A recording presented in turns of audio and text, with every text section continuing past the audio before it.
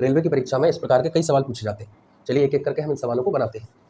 देखिए हमारा पहला जो सवाल है, 7 क्रमागत संख्याओं का औसत 26 है, तो आपसे सबसे छोटी संख्या पूछ रहे हैं। तो आपको क्या करना है, 7 जगह बना लेंगे, 1 2 3 4 5 6 7। तो यहाँ पे जो बीच वाली संख्या है वही आपका औसत है, तो यहाँ पर आप 26 रखेंगे, इस जगह पे 26 रख दीजिए। बाकी आपसे छोटी संख्या पूछी तो एक एक का अंतर होगा, 26 के बाद यहाँ 25 होगा, यहाँ 24 होगा और यहाँ 23 होगा। यानी इस सवाल का आंसर हमारा क्या हो जाएगा, 23 इस सवाल का आंसर हो जाएगा। अगर आपसे कहीं पूछी जाती सबसे बड़ी संख्या तो आप एक एक बढ़ा देते, 26 के बाद हो जाता है 27, 28 और 29। हमारी बड़ी संख्या जो हो जाती है 29। फिलहाल हमारा आंसर जा रहा है 23। ठीक है, चलिए नेक्स्ट सवाल देखते हैं क्या है।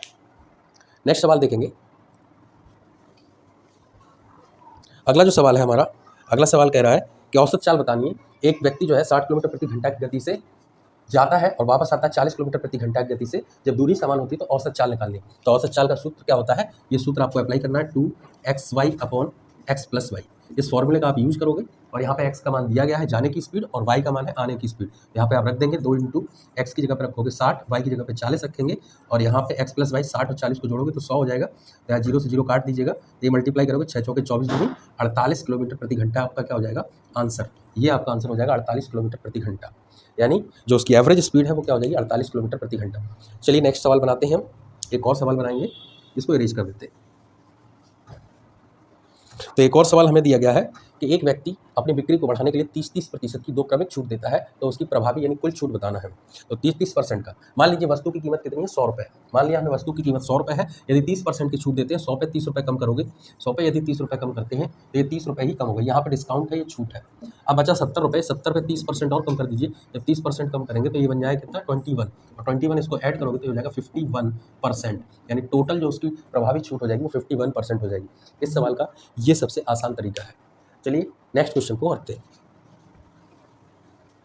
अगले सवाल की तरफ पढ़ते हैं। तो यहाँ एक और सवाल है हमारे पास। अगर आपको इस तरीके से सवाल दिया हुआ है, देखिए सवाल क्या दिया है, सवाल दिया है आपको 1 + x/144।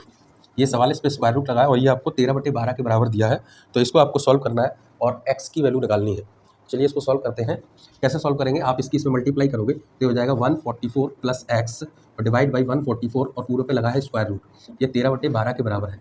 इसके बाद स्क्वायर कर दोगे, दोनों तरफ वर्क करोगे तो यहाँ से ये कैंसिल हो जाएगा वर्क से, 144 + x डिवाइड बाई 144 और यह आएगा 169/144 और इससे ये कैंसिल हो जाएगा दोनों तरफ।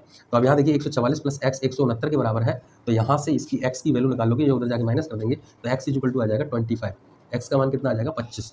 तो ये इस सवाल को करने का तरीका था। x की वैल्यू कितनी हो जाएगी 25, 169 में से 144 को माइनस कर दिया। चलिए